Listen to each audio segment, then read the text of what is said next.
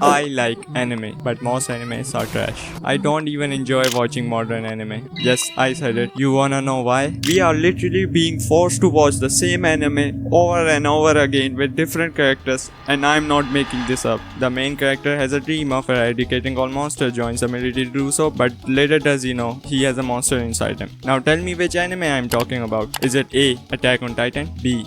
Attack on Titan with no balls? Or C. Attack on Titan but only balls?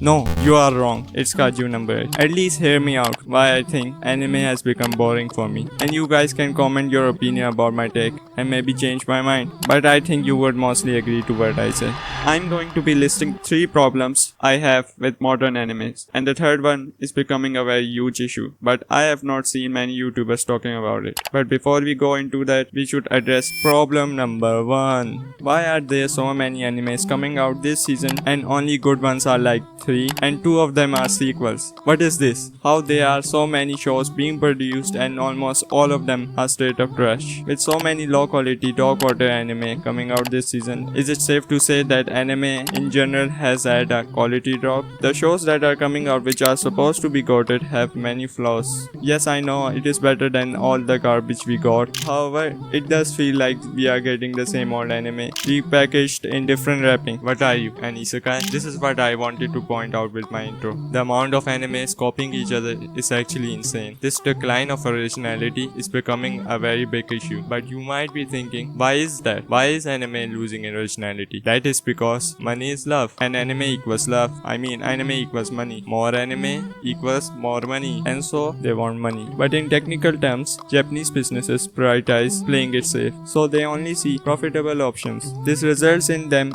adapting mangas that are similar to the successful animes but with different twists, or they can go beyond plus ultra safe by just releasing an isekai, because there are people like him who love isekai. Moreover, the anime industry is producing more content than ever before. With so many new series each season, it's easy to be overwhelmed. This flood of content often means that studios are prioritizing quantity over quality. As a result, many animes feel rushed and poorly developed, not only in animation but it seems like in storytelling as well. This really affects the production of the shows, and this links us to the next problem, which is basically created by these low effort productions, which is problem number 2. Anime has become very much predictable. I used to be excited when watching anime. Anime kept me guessing and I loved to see the plot uncovering itself, but now I can tell the whole storyline with just reading the synopsis. I can figure out what is going to happen next without even looking. It's like I have a superpower. Also, it looks to me that these modern anime don't want their side characters to be dying. There is a plot armor on every freaking character who talks to the MC. This plot armor might be holding back a lot of anime from becoming great, or maybe I just have a very weird standard of what good anime is. Problem number 3. The current trend of releasing as many isekais as humanly possible has a detrimental effect on